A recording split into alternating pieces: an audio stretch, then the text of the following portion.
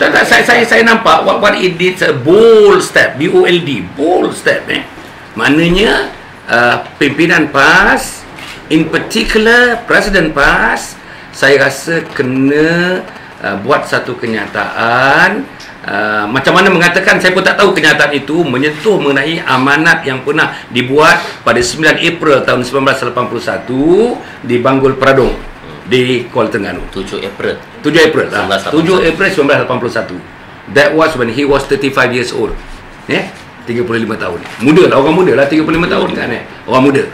Jadi orang muda, kalau misalnya dia buat kenyataan tu pasal saya muda, pasal saya baru balik daripada luar negara, pasal saya dipengaruhi oleh gerakan-gerakan Islam yang hebat ketika itu, maka memungkinkan saya membuat kenyataan sedemikian. Mungkin itu mungkin. Saya tidak I am not putting words into his mouth. No, tidak. Tapi kalau misalnya dia buat begitu dan menerangkan konteksnya, yang pentingnya it has to be seen from a right contextual konteksnya apa dia buat itu. Kalau konteksnya semata-mata konteks politik, berat tu. Tapi kalau konteksnya betul-betul, he has got all the information, all the knowledge, yang all the practices that he has seen, bahawa itu benar-benarnya adalah pendapat dia berdasarkan akidah Islamiyah yang diterima oleh jumhur ulama dalam dunia ini, dan mungkin dia ada point dekat situ. Saya pun tak tahu yang itu setakat dia. Tetapi apapun, untuk menjawab soalan tadi, yang pertama, I think he has to be bold. Saya kenal Ustaz Hadi, lama berkawan dengan Ustaz Hadi.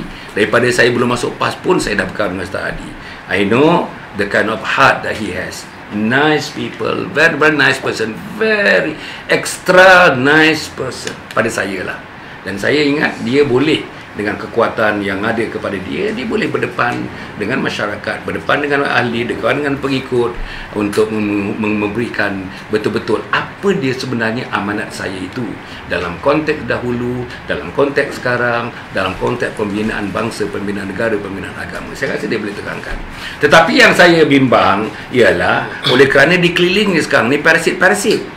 Ini masalahnya, bimbang saya. Dalam PAS Pusat, dalam 75% ke 80% ahli-ahli PAS Pusat, pimpinan PAS Pusat adalah parasit-parasit ini. Parasit-parasit ini ada berkaitan pula dengan dia punya demi juak utama dia.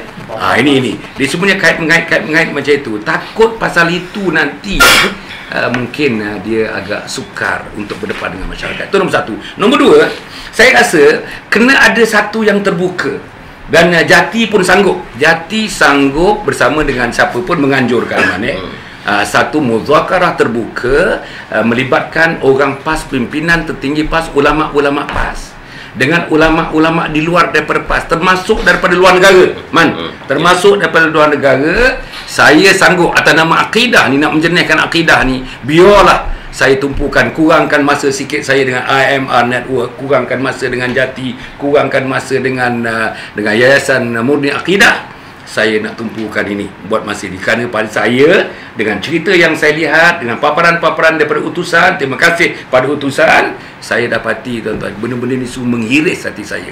Kalau mak dan bapak saya terlibat, adik-beradik saya terlibat, lillahi ta'ala, saya tak boleh tidur malam lah. Tak boleh tidur malam memikirkan apa hukum Allah terhadap saya. Jadi sebab itu yang ketiga yang saya fikir, setelah dibuat begitu ada satu kenyataan macam amanat Hadi itu juga dibuat, disebar, taruh semua dalam markas-markas PAS, di frame elok-elok.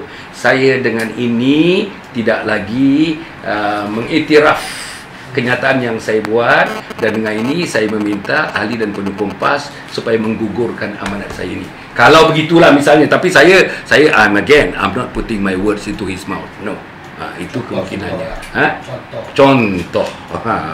Jadi in a way, apa perlunya jadi step dia untuk tarik balik amanat itu, kalau dah ada terlalu ramai yang tak setuju?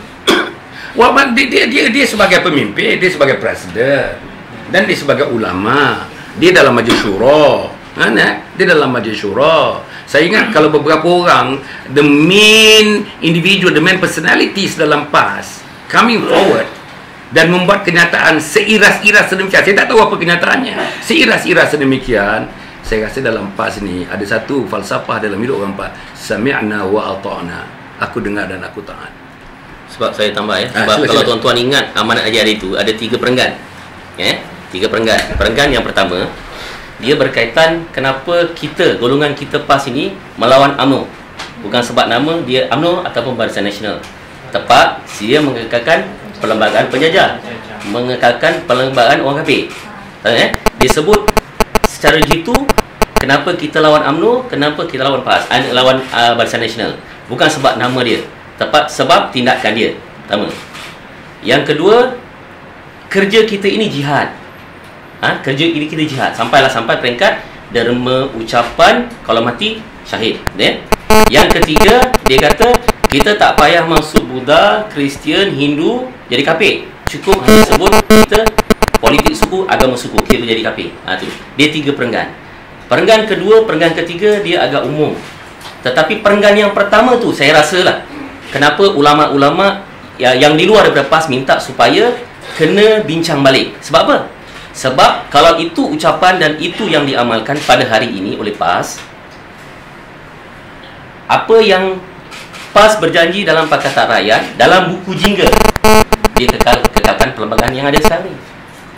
Dalam perjanjian buku jingga itu, sebelum itu CFP, Common Frame Policy, dan akhir dengan buku jingga, dia tidak memberikan ruang kepada PAS untuk menukar perlembagaan penjajah.